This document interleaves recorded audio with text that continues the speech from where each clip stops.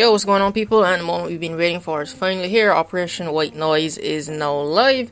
So in this video I'm going to be walking you through what's changed and what is new. And if you hear some noise in the background, well, the rain is falling, so can't really do anything about that. I just hope it doesn't affect the audio quality too much. But yeah, let's begin. The season is over, so you're going to get your new ranked charm, whatever rank you were. I got gold, and this is what the Blood Orchid charm looks like.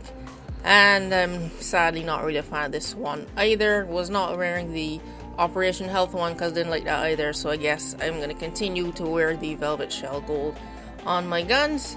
Forgot to mention timestamps are going to be in the description, so you can jump to either part of the video you will like. The first part is going to be new customizations, uniform, weapon skins, etc. Secondly, we're going to look at the operators, and then lastly we're going to look at gameplay changes. And the new weapon skins are out. So the first one we're going to look at here is called Hazaria, or Hazuria, I don't know how to pronounce that. But yeah, this is my favorite of the four so far. Kind of a dark background and this good looking kind of golden trim going along the middle of the gun. And a design around where the mag is supposed to go in. And also a nice chevron by the handle and the back of the stock. Kind of has this wooden trim on it. So yeah, I'm really liking this skin altogether.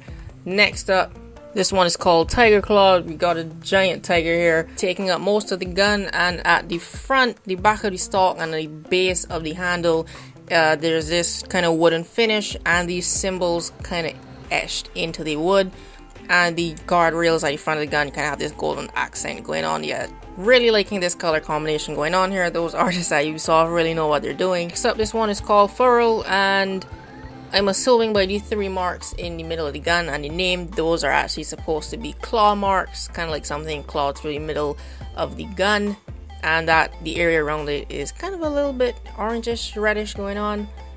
Yeah, not really much going on here, but yeah, claw marks in the middle of the gun, and the guardrails at the front are kind of grayish.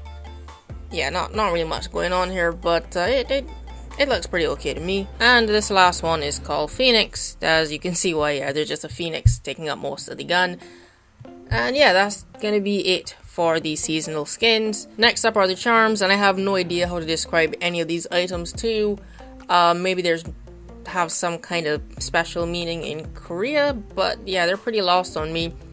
This first charm is called Eternity. Kind of has like a metalish look to it, and the inside is this red flower. I think the whole charm itself is a flower on the outside and then a smaller one on the inside. Next one is called Harmony. This looks like a hand fan and it just has a tricolored circle in the middle. Third one is called Fortune. Again, I don't know how to describe this. It is green. Maybe this means good luck in Korean. Maybe some kind of good luck charm. And the last one here is called Ostrich Prune. I don't know. Maybe that's a feather attached to... I don't know, but yeah, those are your four charms for this season. Moving on to the new uniforms and headgear. If you're a season pass owner, you're gonna get this Granite Epsilon skin for Dokkaebi and Vigil. This looks pretty cool. This actually looks like our first kind of digital camo in the game, actually, rather than kind of the splash or different type of pattern. This is the new White Noise uniform, kind of a blend of gray, black, white, maybe a hint of green somewhere down in there. But yeah, this is also a different type of pattern from what we're usually accustomed getting. This one kind of seemed more splotched, I guess. I'm not gonna lie though, all the new uniforms look really good on Dokkaebi because she has kind of this skin tight clothes going on. This is the Granite Epsilon for her beanie. This is how it looks. And this is also the White Noise, the same type of pattern as the uniform. Next up is Vigil. So this is his default headgear. This is the Granite Epsilon on his mask, kind of these diagonal stripes going on. This actually looks really good. I think I'm gonna be wearing this one, and this is what the White Noise looks like on his mask. That same type of splotch camo pattern going diagonal across his face. And lastly is Sophia, Ella's sister. She gets the same headgear and uniform that Ella got, the WZ-89. So for the headgear, this changes her cap from a light brown into a much darker one. And this is what the White Noise looks like on her cap. Same splotch camo all around. And these are her uniforms. The default, same light brown, but the WZ-89 changes it to a much darker color. And it kind of changes the straps on her legs and all over her to a white color. This looks a lot better. Again, this is for people who have the season pass.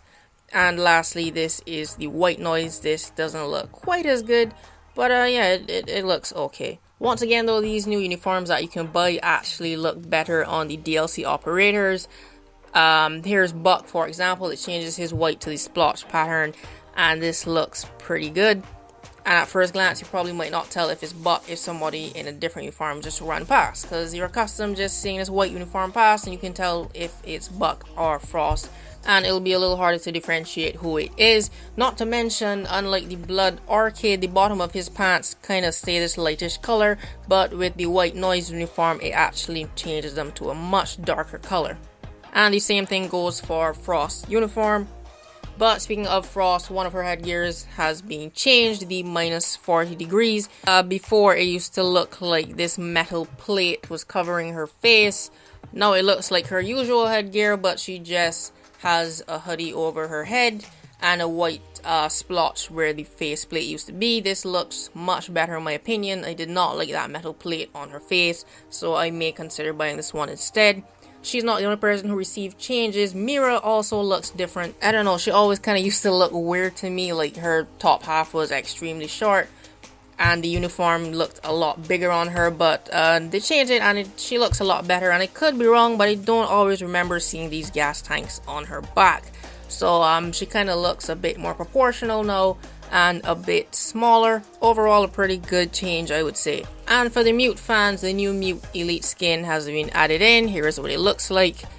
You'll get new skins for all your weapons, and the Mute Jammers will also look different. A new title card, and if you get MVP, a new animation will play at the end of the round winning screen. So now we're going to take a look at the new operators and their loadout. So first up is Sophia, and here is what her LMG-E looks like. From what I've played with it so far, it handles pretty good. This is her assault rifle, the M762. This also handles pretty well. Pretty much all Sophia guns handle well, and the damage is pretty good. So when you get her, I don't think you should have any problems controlling either of these weapons. And she gets the same RG15 as Ella. And she gets breach charges and claymores. Next up is Vigil, and here is his K1A. This is kind of like a SMG hybrid assault rifle sort of going on. I would put this next to Jaeger's assault rifle.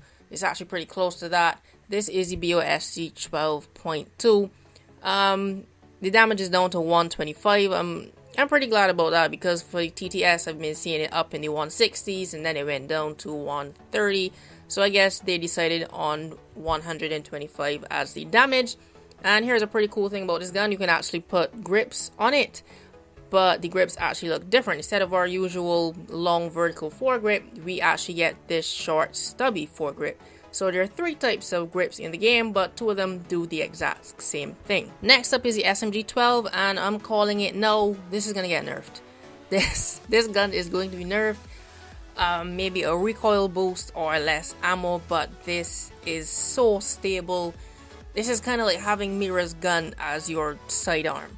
And that's without any attachments, because you can actually put foregrips on this as well as barrel attachments. So yeah, I can see this being nerfed in the future. Next up is the CZ75, and you can only put a suppressor on this. That is the only attachment you can put on it. I can see the SMG-12 outshining this. I don't think anyone's going to use this, but we'll see. I'm not going to show Dokubi's loadout because she kind of has the same thing as Vigil. The only difference is her DMR, and that is also extremely stable, so maybe that's going to get a recoil boost. But yeah, that's it for the new operators loadouts. Now on over into the gameplay changes. So first of all, the blood has been changed. Before it kind of had this cherry red look, but now they made it darker and it looks a lot more realistic. So in case you didn't know, the pistols have also been changed. Their rate of fire has been increased on all pistols, and the recoil has been changed. On the left side is before the patch, on the right side is how pistols currently shoot, and it is a very big difference. As you can see, Blackbeard's Desert Eagle does not jump all the way up to the roof anymore, which is great. You can actually kind of see where you're shooting now, and it kind of shoots a lot faster. So I'm going to be doing a video later on in the week breaking down all the pistol changes and grenade changes. Yes, they've also changed the grenades, so you can look out for that If not tomorrow, it should be up by Thursday. There's also been a change to the UI in terms of color coding for buffs and debuffs. What that means is if something, let's say, is helping you, like you put on Rook's armor, it's going to be color coded blue in the bottom. I can see that icon just popped up as opposed to just seeing Rook's armor in green. And if it's something bad, like you step on one of Legion's traps or something, it's gonna pop up red. So as you can see here, I'm lying down by the stage, and yeah, Dokkaebi just decides to call me, and that little icon is gonna show up red, meaning it's bad. So you can look out for these icons to give you some extra information. And the last change we have here today is actually a new report feature. So say, I don't know, someone's misbehaving on your team, or they're cussing you out or whatever, or someone team kills you and you watch the kill cam and it wasn't an accident, they just looked at you and shot you, you can actually report them for toxic behavior. This is now an option. It's going to be very interesting to see how this is used and how it plays out. Does this actually affect your account? Do you get banned? Who knows? We'll find out. But yeah, that's been it for the new changes for Rainbow Six Siege with the Operation White Noise patch. If you found this helpful, you can leave a like or share it around. It helps the channel grow. And comment down below what are your thoughts on some of these changes, especially that toxic behavior one. I'm interested to see how that works, or if they're going to give us any more information on that. But yeah, that's been it for this video. Subscribe for more Siege content in the upcoming weeks. Thanks for watching, and I'll see you in the next video.